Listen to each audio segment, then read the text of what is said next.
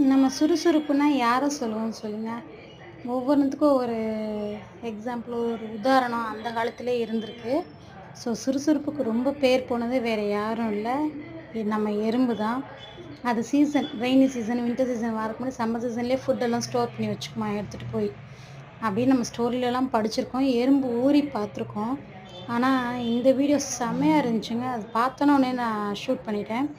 ஆக்சுவலா இது என்ன இதில தெரியுதுன்னா, எறும்பு ஊர்றத பார்த்துட்ருப்பீங்க. இப்போ கொஞ்சம் பாருங்க, ஜூம்ல பாருங்களேன். கீழேருந்து ஒரு எறும்பு போகுது இல்லையா? அது கையில ஒயிட் கலர்ல தெரியுது பாருங்க.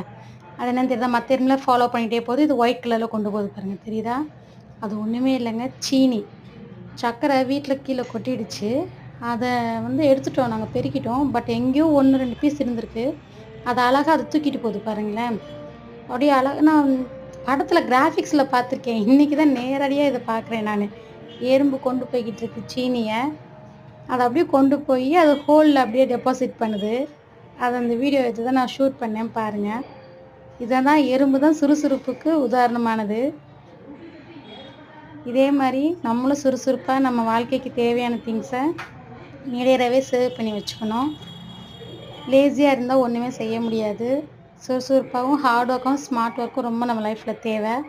இங்க பாருங்க, எறும்பு சீனி கொண்டு வந்து சேர்த்துருச்சு பாருங்க. அந்த இடத்துல இன்னும் 2, 3 எறும்பு வச்சிருக்கு பாருங்க சீனி. தெரியுதுங்களா?